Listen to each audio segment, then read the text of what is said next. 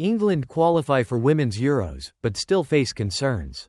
Gothenburg, Sweden. England manager Sarina Wegman would have breathed a massive sigh of relief when the full-time whistle blew in Sweden. The Lionesses will get to defend their European Championship title in Switzerland next year, but it was not the glittering campaign that fans expected from the title holders.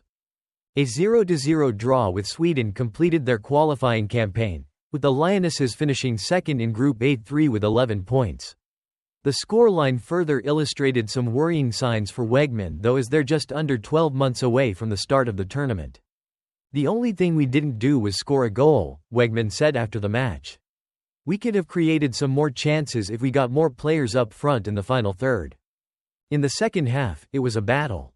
In those moments when they start pressing higher with more players, then when you have the ball you want to keep it better, so we have controlled the game more. We had it against France and here, too." Across the 6 games, England's weaknesses were exploited and each opponent had clearly figured out their game plan, making the Lionesses far too predictable and easy to overrun. This was the case in Gothenburg, where despite the Republic of Ireland gifting England a chance to top the group following their 3-1 win over France, England relinquished their control of the game in the second half and struggled under the intense pressure Sweden began to conjure. If England had been able to take their chances and be more cutthroat, the cagey ending would not have felt like a calamity waiting to happen. Captain Leah Williamson urged England to be ruthless, speaking ahead of the decisive fixture, admitting England needed to be clinical to defeat Sweden. Her calls fell on deaf ears. "I think in all of the games that we've played, we have had the opportunity to score a lot more, which then makes those moments that get a bit nervy, not so nervy," she said, speaking ahead of the final qualifier. "I think that's when sloppiness can come in. I don't mean it's a lack of concentration or trying from our part.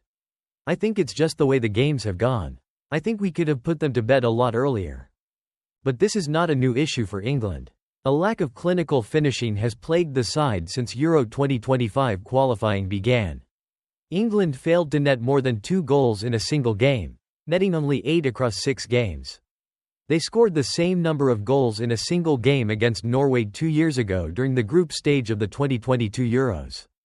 There were also troubles at the back. The defense was often caught out of position and struggled to keep tabs on attackers, leaving themselves vulnerable, often leading to conceding goals that Wegman described as sloppy. The start of their journey clearly showed their nerves as first-time defending champions. While England scored 3 goals in the first 2 games against Sweden and the Republic of Ireland, they were not the most convincing performances. The midfield struggled for control and players were failing to break into the final third to capitalize on chances.